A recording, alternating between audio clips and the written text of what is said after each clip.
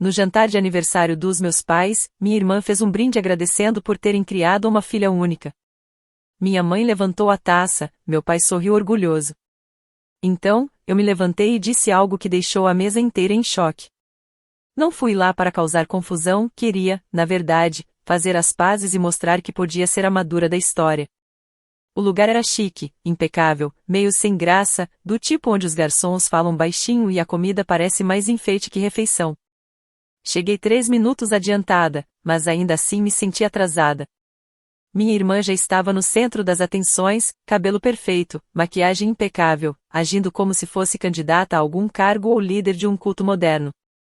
Me recebeu com um beijo no ar e aquela voz fingida que ela usa em ocasiões formais. Você veio, disse como quem encontra um conhecido de longe no ponto de ônibus. Sorri de volta, um sorriso que parecia um corte de papel. Minha mãe me deu um abraço duro, meu pai fez um aceno frio, como quem encontra o mecânico no corredor do mercado. Fiquei no fim da mesa, ao lado de um vaso e de frente para o novo namorado da minha prima, que se apresentou 2 vezes e ainda errou meu nome. Não reclamei. Sem revirar os olhos, sem olhar o relógio. Eu tinha um propósito, mostrar que podia ser educada, que queria uma trégua. Na minha bolsa, havia um envelope que preparei com cuidado por meses. Não era só um cheque, era um gesto sincero de dizer, apesar de tudo, ainda quero conexão. O jantar começou. A sala murmurava como lâmpada velha. Minha irmã falou bastante sobre uma conferência que apresentou, e meus pais ouviam como se fosse algo histórico. Quando mencionei que tinha iniciado um novo trabalho freelance, minha mãe só disse, que bom. Mas tem benefícios? Quando serviram a sopa, tudo já estava claro. Eu tinha respondido a apenas 2 perguntas, nenhuma sobre mim. Aí veio o brinde. Minha irmã se levantou, ergueu a taça e sorriu de forma ensaiada. Quero agradecer a todos por estarem aqui hoje, começou, para celebrar as 2 pessoas que me criaram e fizeram de mim a mulher que sou hoje. Todos aplaudiram.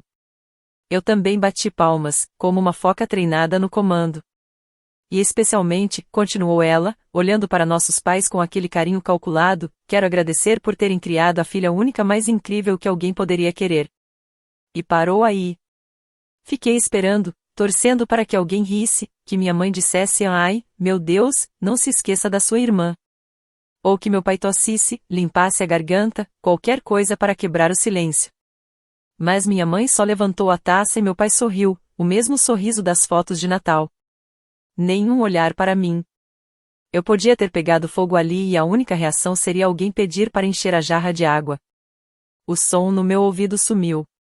Não foi dramático, só um silêncio pesado, como se eu tivesse finalmente aceitado uma piada que todo mundo já ria há anos. Me levantei sem perceber. Peguei o envelope na bolsa e fui até o centro da sala. Sem bater no copo, sem introdução, só falei, firme e calma, eu tinha algo preparado para dar às pessoas que me criaram, mas acho que houve um mal-entendido. Vi confusão nos rostos. Minha irmã ficou sem expressão. Minha mãe abriu levemente a boca, como se quisesse falar, mas não achou um jeito de soar simpática. Olhei para o fundo da sala, onde minha tia e meu tio estavam sentados, como parentes de segunda categoria convidados por pena. Eles pareciam chocados. A mão da minha tia foi ao peito. Meu tio não sabia se ficava de pé ou afundava na cadeira. Entreguei o envelope para eles. Sem discurso, sem drama, só um simples, é para vocês. Voltei a me sentar. Ninguém disse nada. Nenhum talher bateu no prato, nenhuma cadeira mexeu. Era o silêncio de uma bomba que ainda não tinha terminado de explodir. Minha irmã piscava, como se tentasse reiniciar o cérebro. Minha mãe inclinou a cabeça, tentando se convencer de que não tinha visto algo tão inconveniente. O rosto do meu pai era indecifrável, mas o maxilar estava travado. E minha tia olhava para o envelope como se ele estivesse prestes a explodir. Eu não falei mais nada e ninguém me perguntou nada. O resto do jantar seguiu naquele silêncio sufocante, como se o momento tivesse tirado todo o ar da sala e ninguém soubesse mais como respirar. Mas eu respirei pela primeira vez naquela noite. Respirei de verdade, porque não estava mais esperando. Não por validação, não por permissão, não para ser vista. Eles criaram uma filha única, afinal. Então eu dei o que tinha para alguém que realmente me enxergava. Dizem que quando alguém mostra quem realmente é, você deve acreditar. Eu achava que era só uma frase bonita de internet, dessas que colocam no Pinterest entre fotos de sala minimalista e torrada com abacate. Mas talvez Maya Angelou soubesse algo que eu não sabia. Porque meus pais me mostram quem são desde que eu era pequeno o suficiente para entender o que era filho de ouro, e, mais importante, que eu não era esse filho. Os sinais sempre estiveram lá, sutis no começo. O desenho de macarrão da minha irmã ia para a porta da geladeira, o meu virava a lista de compras, eles batiam palmas quando ela cantava desafinada na peça da escola, mas ficavam em silêncio comigo. Uma vez ganhei um troféu num concurso regional de redação. Lembro do meu pai olhar e dizer: "Você sabe que concurso de soletrar não conta como esporte, né?" Quando fiz 8 anos, pedi uma bicicleta. Minha irmã ganhou uma rosa, com fitinhas, capacete combinando e rodinhas. Eu ganhei um sermão sobre como devia ficar feliz com coisas usadas. A minha era de um vizinho, ainda com barro na roda. E mesmo assim, eu continuava tentando. Achei que, se fosse mais quieta, mais fácil de lidar, mais prestativa, talvez conseguisse um pouco de espaço. Então cuidava de criança, lavava a cozinha sem ninguém pedir, tirava notas máximas. Para minha mãe, isso era só um mínimo. Quando minha irmã tirou B+ em História, teve bolo. Quando me formei no ensino médio, meus pais esqueceram de reservar restaurante. Acabamos comendo no fast food, porque, segundo meu pai, as batatas fritas eram melhores mesmo. Já na formatura da minha irmã, eles alugaram um salão. Fizeram slideshow, discursos e até lembrancinhas com o nome dela. Parecia até que ela ia dar uma palestra no TED, não só receber um diploma. Mas eu não desmoronei. Eu dizia para mim mesma que não precisava daquilo, que não era esse tipo de pessoa, que podia viver quieta. O que eu não percebi é que estava me encolhendo um pouco mais a cada dia. E, com o tempo, minha tia e meu tio perceberam isso antes de todo mundo. Eles nunca fizeram alarde, nunca se anunciaram como salvadores. Mas estavam lá, em todos os pequenos gestos que importavam. Cuidavam de mim quando meus pais queriam um tempo livre. Acho que eu tinha uns 5 anos quando eles me buscaram pela primeira vez. Minha mãe me entregou como se eu fosse um pote de plástico. Disse que estava cansada porque eu era chata para comer e pediu para não me deixarem dormir muito tarde. Eles não me trataram como um incômodo. Fizeram pipoca e me deixaram ver filmes. Na história sem fim, fiquei assustada e escolhi parar. Minha tia segurou minha mão e disse: "Ele só está fingindo ser assustador, querida." Foi a primeira vez que alguém me explicou o medo de um jeito que fez sentido. Uma vez derrubei suco de laranja no tapete branco deles e comecei a chorar. Em casa, eu já tinha levado bronca por muito menos. Mas minha tia só pegou uma toalha e disse: "É só um tapete. Você vale mais que isso." Quando fiquei doente na faculdade e não tinha dinheiro para remédio, meu tio dirigiu 2 horas para levar sopa e pastilhas para a tosse. Meu pai mandou só um emoji de joinha. Nenhuma palavra, só o emoji que minha mãe sugeriu. Quando consegui meu primeiro emprego e estava com medo de não dar conta, minha tia me mandou e-mails todos os dias por uma semana. Coisas simples, você consegue. Eles têm sorte de ter você. Já tenho orgulho de você. Enquanto isso, meus pais perguntaram se tinha plano odontológico. Eles apareciam nos meus aniversários, nas emergências e em tudo no meio do caminho. Quando saí de um relacionamento tóxico e não tinha para onde ir, eles arrumaram um quarto de hóspede sem pensar 2 vezes. Minha mãe disse que eu devia ter me esforçado mais para fazer dar certo.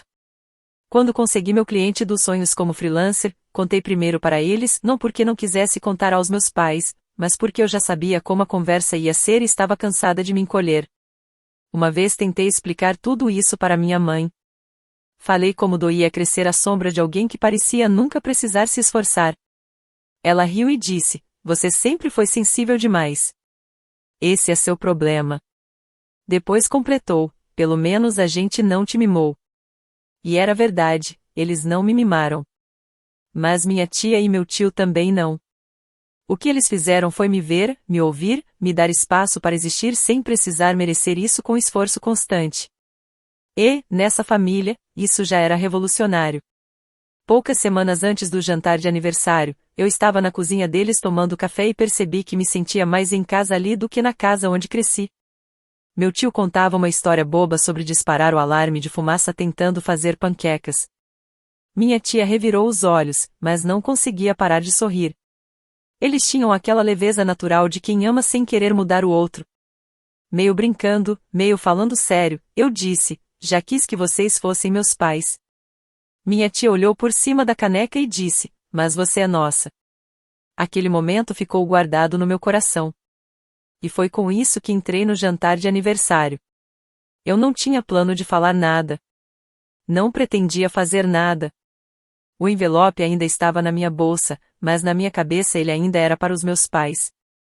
Uma parte silenciosa de mim segurava a esperança de que, talvez, eles me surpreendessem. Em vez disso, eles me apagaram de forma suave, mas pública. E, pela primeira vez, eu aceitei o que sempre soube: eu não era invisível porque não brilhava, mas porque eles se recusavam a olhar. Então, olhei para outro lugar. E o que eu sempre procurei, encontrei. O envelope ainda não tinha sido aberto. Eu soube porque, na manhã seguinte, recebi uma mensagem da minha tia, só um ponto de interrogação. Sem palavras, sem emoji, só aquele símbolo curvado de confusão que dizia muito. Esperei uma hora antes de ligar. Eles atenderam no viva voz. Ouvi a respiração da minha tia antes dela falar: a gente não abriu. Sorri, mesmo eles não podendo ver. Podem abrir. Meu tio pigarreou: tem certeza? Não queremos passar dos limites.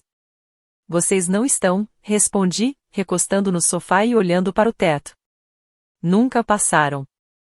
Eles abriram juntos. Ouvi o barulho do papel e depois silêncio. Sem suspiro, sem exclamação, só um silêncio que deixou meu peito leve. Eu tinha transferido $50.000 para uma conta conjunta no nome dos dois. Sem condições, sem letras miúdas, sem truque, só uma forma silenciosa de retribuir todas as gentilezas que eles nunca pediram para serem pagas. Então veio o sussurro: não, não, querida, isso não pode estar certo. Está, respondi. Você ia dar isso para eles, não ia? Ia. Mais silêncio, até que algo cedeu. Não como uma represa quebrando, mas como um vidro fino rachando depois de anos de tensão. A voz da minha tia tremia: mas a gente não fez nada para merecer isso. Não precisaram, eu disse. Vocês estiveram presentes. Vocês me amaram. Vocês me viram. Isso já foi mais que suficiente. Meu tio falou, com a voz suave, quase sagrada: você não tem ideia do que isso significa para nós. Eu tenho, respondi. É exatamente por isso que fiz. Achei que acabaria aí um gesto claro, envolto em paz silenciosa. Mas, claro, não é assim que funciona na minha família. 5 horas depois, meu celular começou a tocar. A primeira ligação foi da minha mãe. Não atendi. A segunda veio com correio de voz. Ouvi no viva voz enquanto dobrava a roupa: você fez seu ponto. Isso foi algum tipo de cena. Não foi engraçado. Me liga de volta. A terceira ligação foi da minha irmã. Essa eu definitivamente não atendi. Depois veio a mensagem: maninha, isso foi real?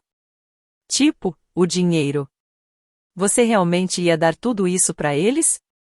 Por quê? Eles nem te criaram. Você tá exagerando. Você humilhou a gente.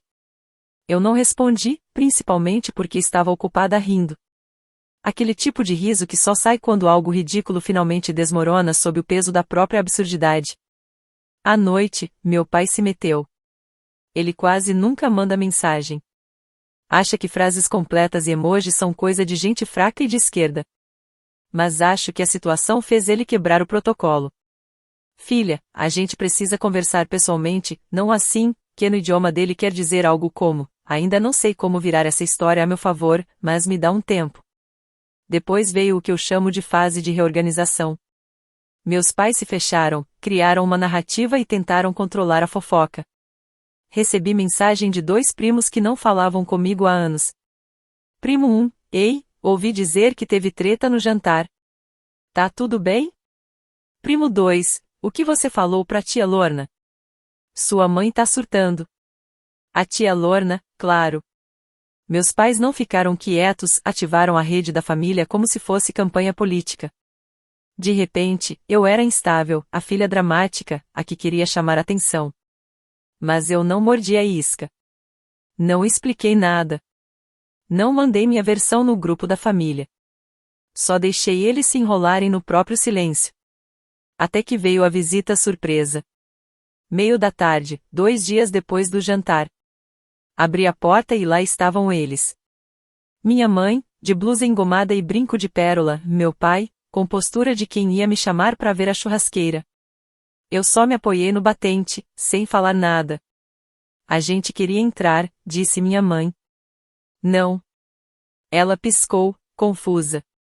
Meu pai olhou para dentro da sala como se eu tivesse escondendo o segredo de estado no sofá. Você não quer conversar? Ele perguntou. Vocês não pareceram querer conversar quando ergueram um copo para brindar a filha única de vocês. Minha mãe soltou o ar, impaciente, era uma piada. Ninguém riu. Não foi nesse sentido, foi? Ela perguntou. Cruzei os braços, vocês tiveram a noite inteira. Não falaram nada. Ele se endireitou, você pegou a gente de surpresa. Engraçado ouvir isso de quem me cortou com um sorriso. Meu pai insistiu, 50 mil, Sara. Isso não é brincadeira. Você ia dar pra gente. Ia, respondi. E deu pra eles no lugar. Eu não respondi, mas os dois sabiam. Minha mãe falou, com a voz apertada, podia ter ajudado a gente a se aposentar antes, pagar o carro, as contas do seu pai. Eu sei, disse. Por isso eu guardei. Ele me encarou sem piscar, então, o que mudou? Sorri, sem gentileza, vocês brindaram a filha única. Ela desviou o olhar. Ele travou o maxilar, então isso é vingança? Não. É reconhecimento. Eu agradeci a quem mereceu. Você tá jogando sua família fora. Eu tô finalmente escolhendo uma. Eles foram embora depois disso. Não bateram a porta, mas o clique soou mais pesado do que deveria. Achei que ia parar aí, mas minha irmã entrou no ataque. Postou uma coisa vaga e manipuladora online, a foto do casamento dos meus pais com a legenda. Algumas pessoas só aparecem quando querem aplauso. Família de verdade aparece quieta. Eu não respondi. Não precisava. No dia seguinte, minha tia me ligou. A gente tá recebendo mensagem da sua mãe e da sua irmã, disse, com a voz meio constrangida. Acho que elas estão tentando nos fazer sentir culpa, dizendo que a gente te manipulou. Vocês não manipularam. Eu sei, eu só odeio isso. A gente não queria ficar no meio. Vocês não estão no meio, eu disse. Vocês estão onde sempre estiveram, do meu lado. Ela ficou em silêncio por um instante. Depois falou, a gente não vai sacar o dinheiro. Não precisamos dele. Não podemos aceitar. Podem sim, eu disse. Porque eu preciso que aceitem. Porque eu não posso voltar no tempo e fazer as coisas serem justas. Mas posso fazer isso. Posso agradecer de verdade. Ela fungou, você vai me fazer chorar. Ótimo. Eu já estava achando que era a única aquela noite. Sentei na varanda com uma taça de vinho e fiquei olhando as estrelas. Não me senti vitoriosa. Não me senti convencida. Me senti estranha, como se algo dentro de mim tivesse voltado pro lugar. A confusão não tinha acabado, mas eu não tinha medo. Porque, quando a poeira baixasse, eles ainda estariam lá, minha tia e meu tio, as pessoas que nunca pediram prova, que nunca exigiram espetáculo, que sempre souberam quem eu era, mesmo quando eu ainda não sabia, e que agora sabiam o quanto significavam para mim. Achei que o silêncio ia ser o fim. Sabe aquele momento depois da tempestade, quando tudo fica estranhamente parado e você se convence de que acabou? Era eu ali, quieta, achando que talvez, só talvez, eles iam deixar pra lá. Que meus pais iam aceitar a perda e se fechar na bolha fria deles. Mas gente como eles não funciona assim. Silêncio nunca foi paz.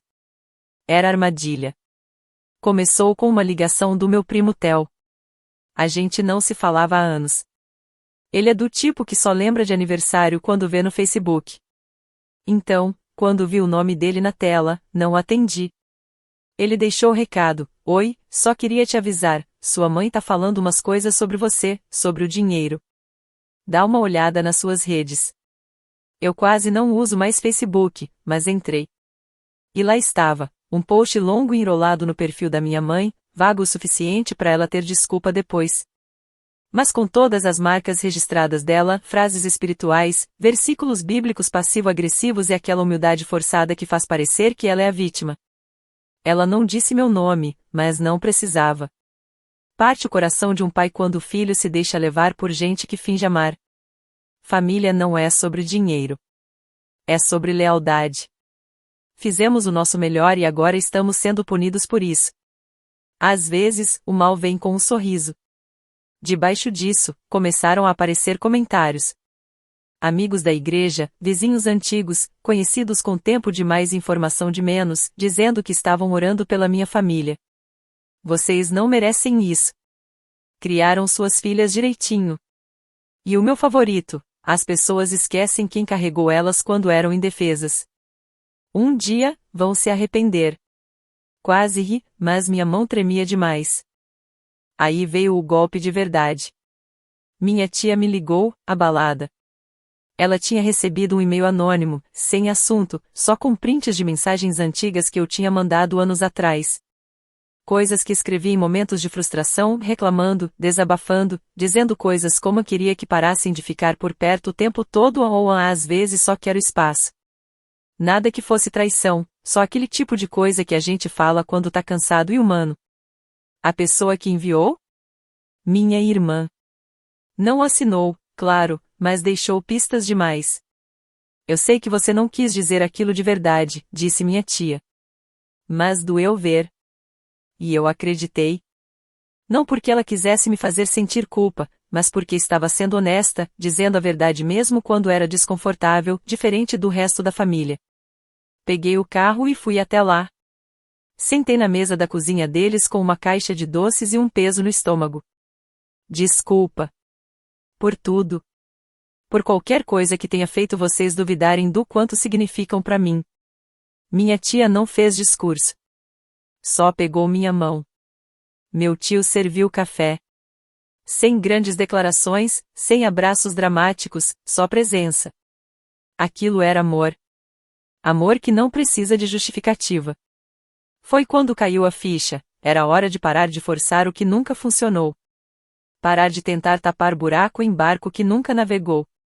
Parar de chamar de família só porque temos o mesmo DNA. Então escrevi uma carta. Não era raivosa nem cheia de ataques, só a verdade. Uma lista de limites, clara e firme: por favor, não me procurem mais. Não tentem falar comigo por outras pessoas. Não distorçam a história. E não esperem reconciliação. Desejo paz, mas não vou mais interpretar o papel que me deram. Imprimi e mandei pelo correio, para ninguém dizer que não recebeu. Uma semana depois, minha mãe ligou de um número desconhecido. Deixei cair na caixa postal. Começou chorando e terminou com veneno: você destruiu esta família. Partiu o coração do seu pai. Tá orgulhosa de si mesma? E enquanto ouvia, pensei: sim, tô. Mas eles não pararam aí. Tentaram pressionar meus tios a devolver o dinheiro. Mandaram cartas oficiais, insinuaram que estavam sendo manipulados, sugeriram que eu era instável. Foi tão longe que meu tio procurou um advogado para garantir que eles estivessem seguros. Eu me ofereci para pagar. Ele disse: não, a gente não pega de família. Mas aceitamos presentes. Aquele inverno, passei o Natal com eles. Só nós três. Sem expectativas, sem performance. Cozinhamos juntos, jogamos cartas, vimos filmes antigos de pijama, rimos de bobeira. Minha tia me deu um cachecol que fez à mão. Meu tio fez chocolate quente, queimou um pouco, e a gente tomou assim mesmo. Foi o melhor Natal da minha vida. Em um momento, minha tia me perguntou: você se arrepende? Nem precisei pensar. Não. Porque eu não só saí de uma família, eu caminhei em direção a uma. Parei de querer ser notada e escolhi ficar com quem já me via. Com o tempo, as ligações pararam. O barulho parou. Eles seguiram em frente, acharam outras pessoas para impressionar e inventar novas histórias. Eu não. Fiquei nessa vida simples e tranquila, onde o amor não é condicionado e a bondade não vem com segundas intenções. Às vezes ainda lembro daquele jantar, do rosto da minha irmã quando entreguei o envelope para outra pessoa, da cara surpresa da minha mãe, da tensão no rosto do meu pai. Essas imagens antes me assombravam. Hoje só me lembram da noite em que parei de pedir desculpas por existir.